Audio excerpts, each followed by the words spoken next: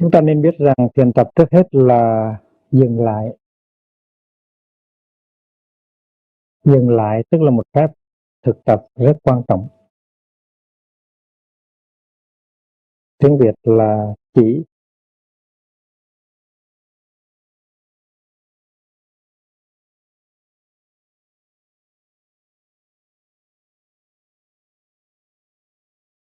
Tại sao chúng ta phải dừng lại? Và chúng ta dừng lại cái gì?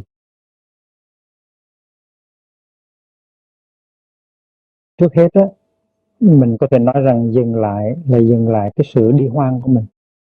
Tại vì chúng ta có thể là đang đi hoang. Mỗi chúng ta đều có quê hương, đều có tổ tiên, đều có cha mẹ, đều có gốc rễ, đều có cơ hội, có hạnh phúc, có an lạc. Nhưng mà tại vì một cái biến cố nào đó, một cái lý do nào đó mà chúng ta đã đi hoang. Running away from home. Và dừng lại ở đây, trước hết là dừng lại cái sự đi hoang của mình. Mình biết rằng mình đã đi hoang và mình muốn dừng lại. Khi mình đi hoang thì là mình vấp phải những cái khổ đau, những cái tai nạn, những cái hiểm nguy, và mình có thể tám thân thất mạng, nghĩa là mình có thể chết, và mình phụ cái lòng yêu thương và trông đợi của tổ tiên mình, của nòi giống mình,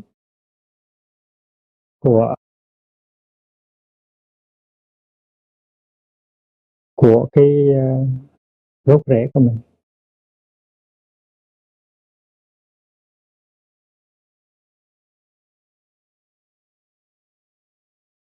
Alphonse Daudet có viết một cái truyện ngắn gọi là Con dê con của ông Seguin, La Chèvre de Monsieur Seguin.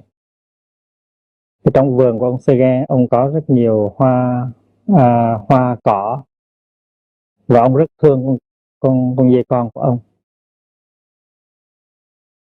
và ông muốn con dê con của ông có hạnh phúc ở trong cái khung viên của cái vườn ông, dư sức, dư cỏ, dư nước.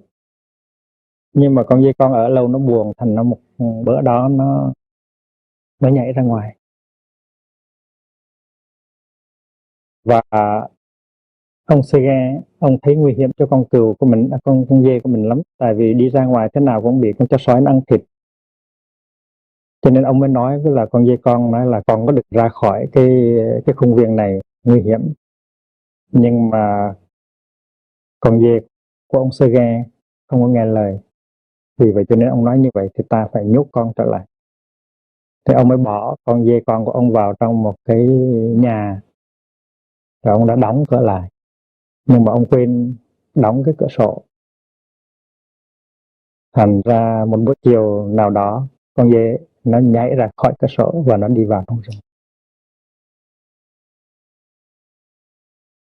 Và chiều hôm đó nó gặp chó sói. Và ông Seguin khám phá ra được là con dê của mình đã bỏ mình đi rồi. Thì ông mới ra ngoài vườn, ông cầm một cái còi, ông có thổi để kêu nó trở về. Trong khi đó thì con dê đang gặp chó sói, và nó phải một mình chống cự với chó sói. Người nhà văn Alphonse Daudet nói rằng con dê này nó chiến đấu mãnh liệt, nó chiến đấu suốt đêm với con chó sói. Và buổi sáng ngày hôm sau, khi mặt trời lên thì nó lạ sức, và con chó sói nó ăn thịt con dê. Và Daudet có nói rằng là chiều hôm qua, khi mà chó sói xuất hiện thì nó kêu hu hu hu hu hu, đồng thời nó nghe tiếng còi của ông Seguin: con ơi về, trở về, con ơi trở về. Nhưng mà trễ rồi, chó sói đã xuất hiện, và con dê nó đã chiến đấu con chó sói suốt đêm. và nó cầm cự cho đến sáng thì nó ngã quỵ rồi con chó sói ăn thịt nó.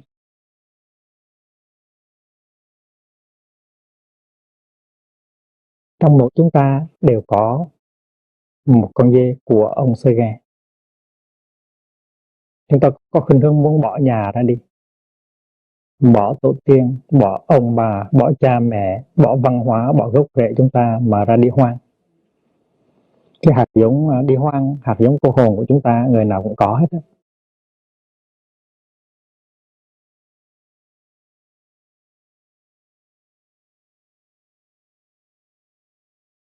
Và nếu chúng ta nhìn lại thì chúng ta thấy rằng cái quãng đời trong quá khứ của chúng ta nó giống như là một cái giấc mơ.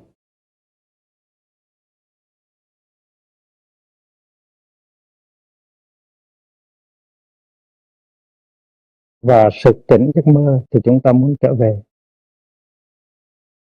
Ngày xưa có một người học trò đi thi hỏng, và trên con đường trở về nhà thì anh ta vừa đói vừa mệt, ghé lại nơi cái thảo am của một ông đạo vào buổi chiều.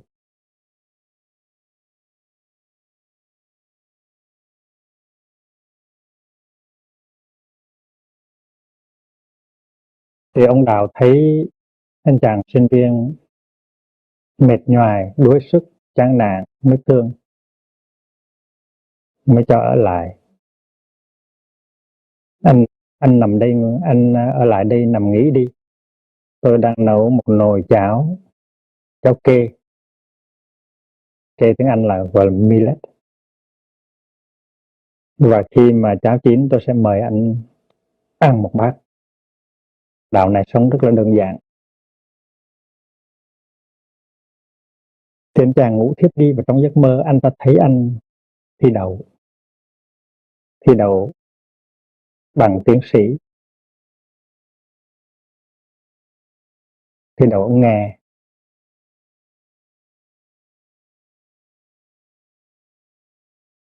Rồi sau đó được vua thương gọi để gả công chúa, được cất nhắc làm một chức quan rất lớn ở trong triều đình. Danh vọng quyền thế rất lớn.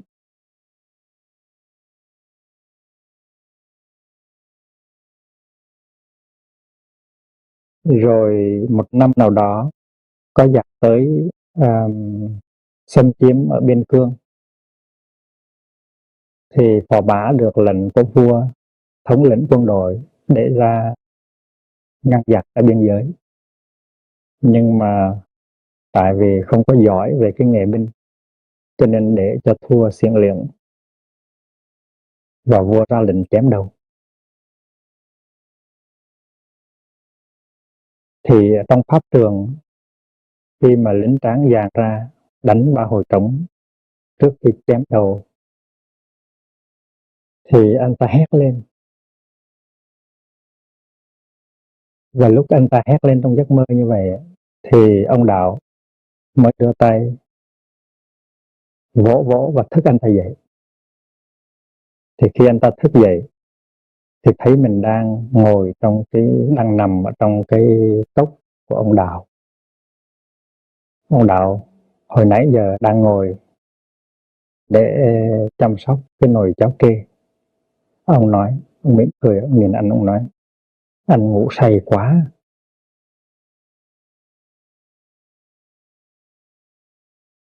Cháo kê đã chín rồi, thôi anh dậy, ngồi dậy đi, cùng ăn cháo với tôi.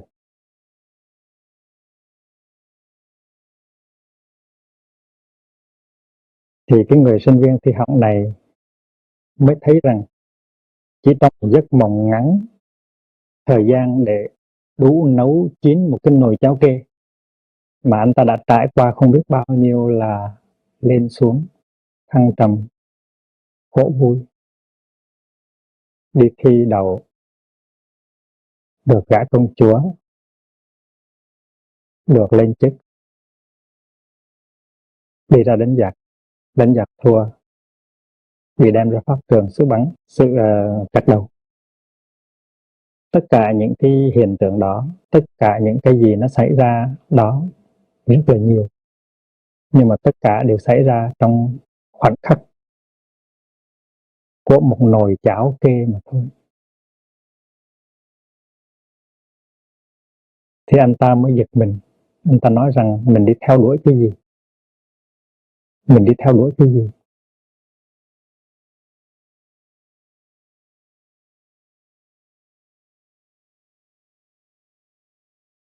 Mình đã bị cái gì nó kéo mình đi. Một con bướm, một bông hoa, một đám mây, một sợi tóc, tất cả những cái điều đó có thể kéo mình ra khỏi cái quê hương của mình, cái gốc rễ của mình, cái tổ tiên của mình đã đi hoang. Và cái khi mình thức dậy thì nhờ có ông đạo, mình biết rằng đây là lúc mà mình phải trở về. Mình đã đi hoang lâu quá rồi, mình đã tàn phá cuộc đời của mình nhiều quá rồi. Đây là lúc mà mình phải trở về với gốc rễ, trở về với tổ tiên, trở về với cái true home của mình, trở về với cái an lạc, cái hạnh phúc, cái thảnh thơi của mình.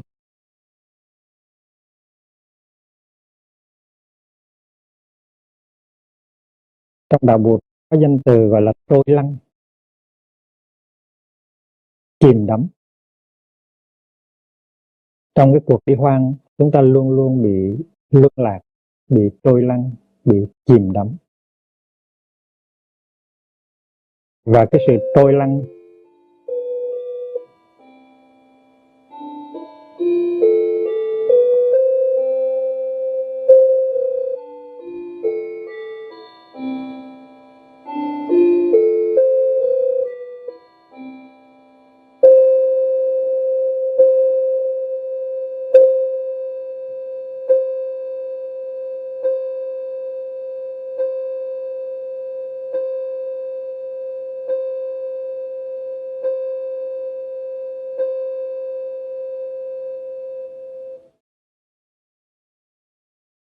chữ luân có nghĩa là nó lăn tròn. Nó có cái bánh xe, tức là nó lăn tròn như vậy. Và khi mà mình lăn tròn thì mình đi lạc, gọi là luân lạc. Và cái sự lăn tròn đó nó tiếp diễn trong mỗi giây phút. Nói nghe thì tức cười, nhưng mà tất cả chúng ta đang lăn tròn như vậy đó. Chụp hình thì không có thấy, nhưng mà trong tâm chúng ta đang lăn từ chỗ này sang chỗ khác. Chúng ta bị trôi, bị phiêu dạt, bị lăn tròn. Và chữ trầm nó có nghĩa là chìm xuống, chết đuối.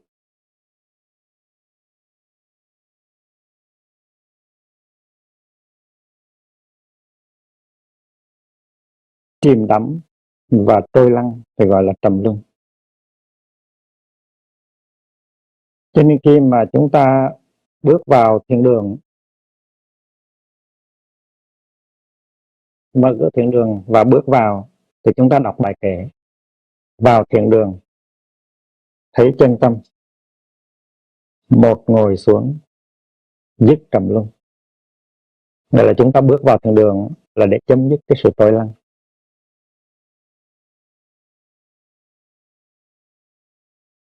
Chúng ta trôi lăn trong cái tâm tưởng của chúng ta.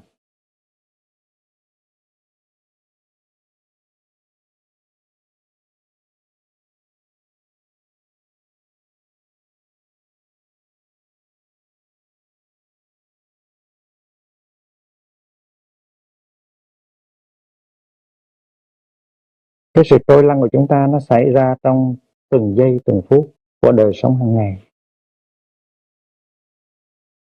Có khi chúng ta đang mặc áo tràng, mặc áo Nhật Bình, có khi chúng ta đang chắp tay, chúng ta đang đi, đứng.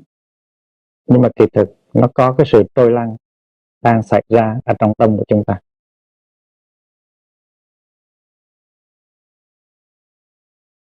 Đại chúng đang đi thiền hành, theo nguyên tắc thì người nào cũng an trú trong chánh niệm, cũng bước những bước vững chãi và thảnh thơi, cũng đưa cái an và cái lạc vào trong tâm. Nhưng mà chúng ta cùng đi với đại chúng, mà chúng ta đang trôi và đang lăn, chúng ta đang trầm luân ngay trong khi chúng ta đi thiền hành. Đại chúng đang ngồi thiền tọa,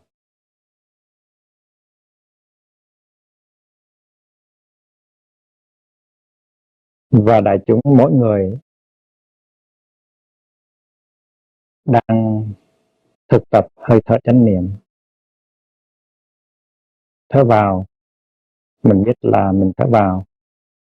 Thở ra, mình biết là mình đang thở ra. Thở vào, mình thấy tâm mình tĩnh lặng. Thở ra, miệng mình mỉm cười. Người ta đang thực tập như vậy, còn mình thì cũng ngồi như người ta, cũng ngồi trên tọa cụ như người ta, cũng xây mặt vào vách, mà mình đang trôi lăn ở trên cái tọa cụ của chính mình. Đại chúng đang ngồi ăn cơm im lặng, tâm nó để ý tới thức ăn tặng phẩm của đất trời. Tâm nó hoan hỷ vì thấy rằng mình đang được bao vây xung quanh bởi các sư anh, sư chị, sư em và những người trong tăng thân. Cái an lạc, cái hạnh phúc nó có. Trong cái đó mình cũng ôm mình bác, mình cũng ăn im lặng, nhưng mà trong tâm mình đang đi hoang, mình đang chìm đắm. Thành ra cái sự đi hoang đó, cái sự chìm đắm đó, nó xảy ra trong từng phút, từng giây trong con người của mình. Và vì vậy cho nên thực tập thiền quán trước hết là phải chấm dứt sự đi hoang.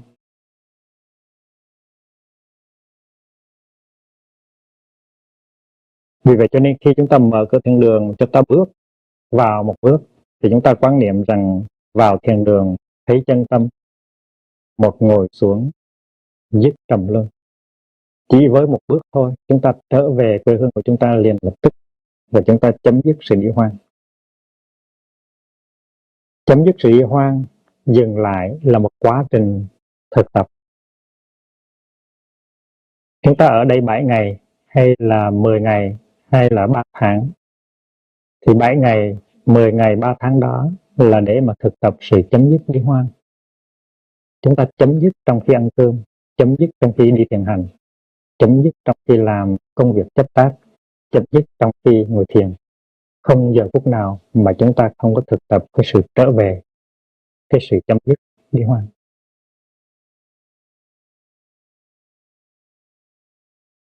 Tổ tiên của chúng ta, gốc rễ của chúng ta luôn luôn kêu gọi chúng ta về, nhưng mà chúng ta không có lắng tai nghe. Khi ông Sergen, ông đem cái trumpet của ông, cái còi của ông ra, ông có thổi, ông rất là cứng cái con dê của ông.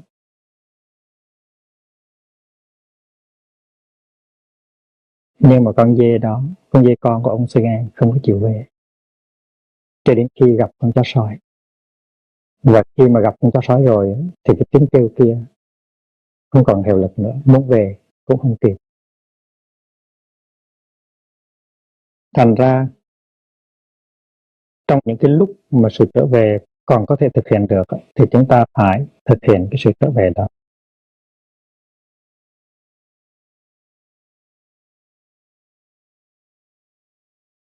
Cái sự đi hoang của chúng ta nó đã trở thành ra một cái thói quen, một cái tập khí.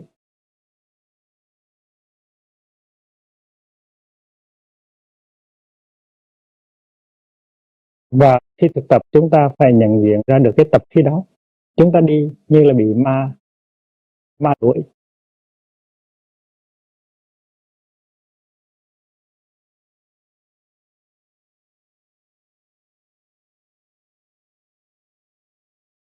Chúng ta ngồi ăn như là cái nhà chúng ta đang cháy, ngồi không có yên. Chúng ta ngồi như là có lửa đốt ở dưới bàn tọa, không có ngồi yên. Chúng ta luôn luôn muốn nhổm dậy, muốn chạy.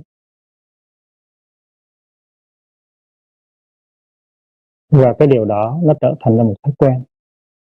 Và khi mà chúng ta thấy rằng chúng ta nhất quyết phải trở về, thì chúng ta phải nhận diện được cái tập khí đó. Mỗi khi cái tập khí đi hoang, mỗi khi cái tập khí bất an, không có khả năng an trú trong hiện tại, mỗi khi cái tập khí đó nó nổi lên thì chúng ta phải nhận diện nó. Và vì vậy cho nên cái sự thực tập dừng lại nó đi đôi với cái sự thực tập nhận diện cái thói quen xấu của mình, cái tập khí của mình. Đi chẳng hạn là một cái phương pháp rất là mầu nhiệm để thực tập dừng lại.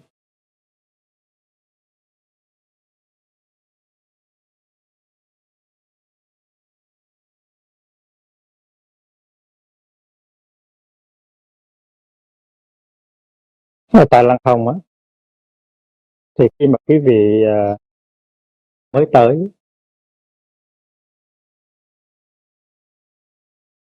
thì quý vị hãy thực tập cái chuyện, cái sự dừng lại bằng cái phương pháp đi. Tuy là đi nhưng mà mình đã dừng lại.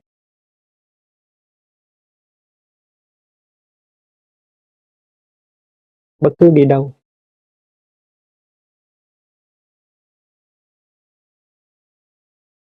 mỗi khi mà chúng ta có cái nhu yếu muốn đi từ chỗ này sang chỗ kia, thì chúng ta đều thực tập cái phương pháp thiền hành.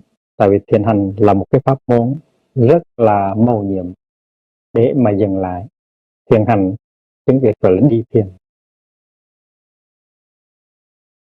Đi mà đi trong cái tư thế dừng lại. Từ cái phòng của chúng ta mà đi tới thiền đường, từ cái phòng của chúng ta mà đi tới nhà bếp, từ cái phòng của chúng ta mà đi tới nhà tắm. Mỗi khi mà chúng ta cần phải đi, dù chúng ta chỉ cần đi 4 hay 5 bước mà thôi, chúng ta cũng phải áp dụng cái phương pháp gọi là đi thiền.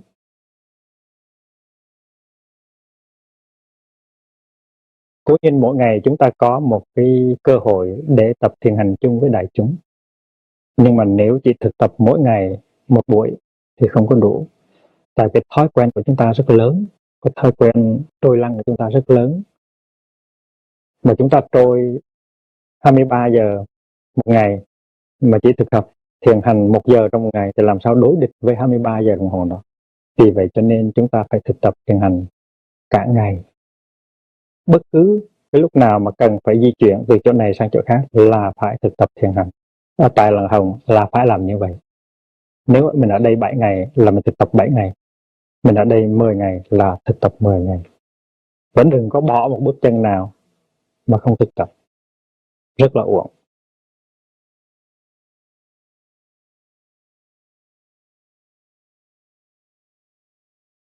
Có một cái cô đó, cô làm việc ở Paris.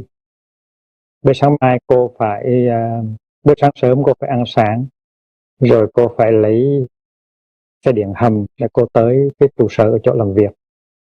Và nhiều khi cô phải chạy thì mới bắt kịp một cái chuyến xe điện hầm metro. Có một bữa cô đi vào ở trong thang máy thì cô gặp một cái bà đó cũng là đứng ở trong thang máy. Thì cô chào bà buổi sáng và cô than rằng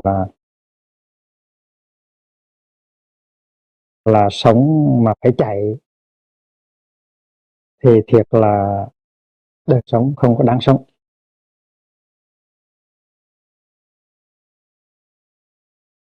Họ gặp nhau thì họ phải nói với nhau một câu gì đó.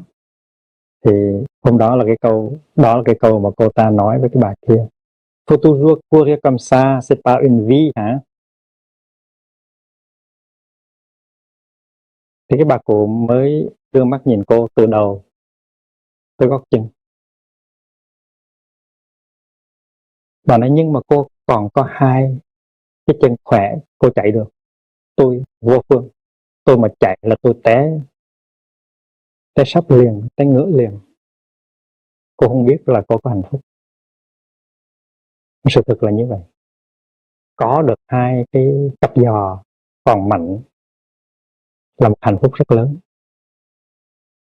Chỉ cần đi thiền hành, chỉ cần chạy thôi là có hạnh phúc rồi. Mà cái hạnh phúc đó nó vượt khỏi cái tầm tay hoặc là cái tầm chân của cái bà cụ kia. Bây giờ cụ cũng muốn chạy đi nữa, cụ chạy cụ không được.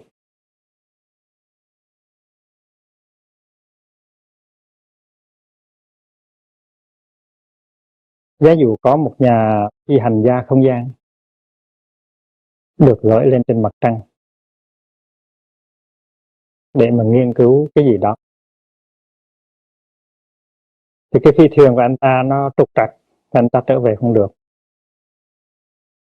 và cái bình chứa dưỡng khí của anh ta chỉ đủ để cho anh ta sống được 3-4 ngày nữa. Anh biết là anh ta sẽ chết, là tại vì cái từ Houston đó, người ta không có thể nào kịp thời để gửi lên mặt trăng một cái phi thuyền khác cho anh ta trở về. Đây là chuyện ví dụ thôi. Thì biết trước rằng trong 4 ngày nữa mình sẽ hết dưỡng khí và mình sẽ chết, thì thử hỏi cái anh chàng ở trên mặt trăng đó nghĩ gì và ước mơ gì, hạnh phúc là cái gì?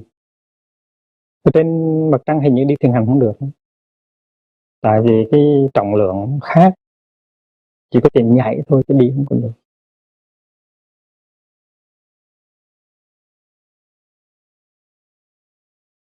Thì anh ta mới nhớ tới cái trái đất của mình, cái hành tinh của mình nó rất là xinh đẹp. Từ mặt trăng mình nhìn lên trái đất, chứ phải nhìn xuống mình nhìn lên trái đất thì thấy trái đất nó xinh đẹp vô cùng, màu biển xanh.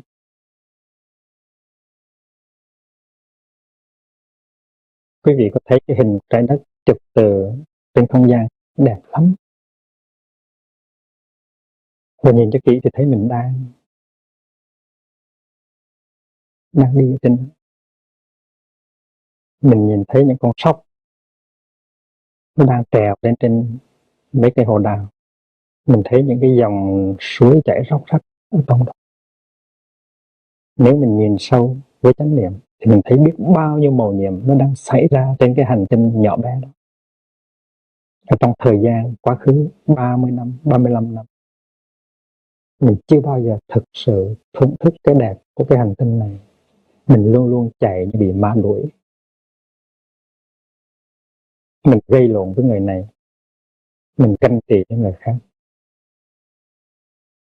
mình chạy theo cái này, mình chạy theo cái kia. Chưa bao giờ mình thấy được cái đẹp, hưởng được cái hạnh phúc của một người thảnh thơi bước những bước chân nhẹ nhàng trên cái hành tinh xinh đẹp đó. Thì nhà phi hành gia không gian này, cái ông astronaut này tự hỏi là cái gì là quý nhất cho mình, bây giờ mình muốn cái gì? Thì cái ước muốn duy nhất của anh ta là có thể trở về được với trái đất. Anh ta bây giờ không muốn làm gì nữa, không có cần phải cái bằng tiến sĩ nữa hay là một cái chức chủ tịch nữa. Anh ta chỉ muốn trở về trái đất để có thể bước được những cái bước chân thảnh thơi nhẹ nhàng trên trái đất là hạnh phúc lớn rồi. Thì đối với chàng phi hành gia không gian, đó là ước mơ sâu sắc nhất. Những cái ham muốn khác nó lạnh như tro tàn, nó chỉ còn một cái ham muốn duy nhất thôi, là được trở về cái quê hương, cái hành tinh xinh đẹp đó, là để bước những cái bước chân thảnh thơi trên đó là đủ hạnh phúc rồi. Anh chàng giác ngộ, và cũng may mắn cho anh chàng trở về được. Thì chúng ta, tất cả chúng ta đều là những anh chàng phi hành gia không gian đã từ mặt trăng trở về. Chúng ta đã trở về được đây rồi. Bây giờ chúng ta muốn cái gì? Chúng ta muốn chạy theo cái gì?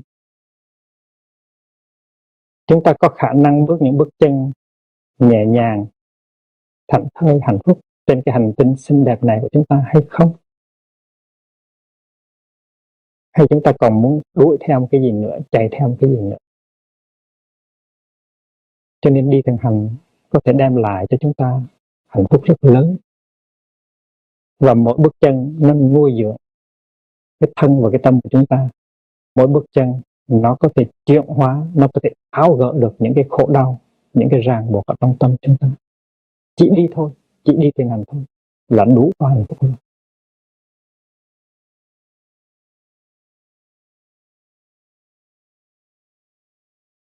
Phải hạ thủ công phu, phải get down to the real practice. Tại vì cái công phu này nó không có khó khăn, nó không có mệt nhọc. Cái công phu này nó đem lại an lạc hạnh phúc trong từng phút từng giây của sự thực tập.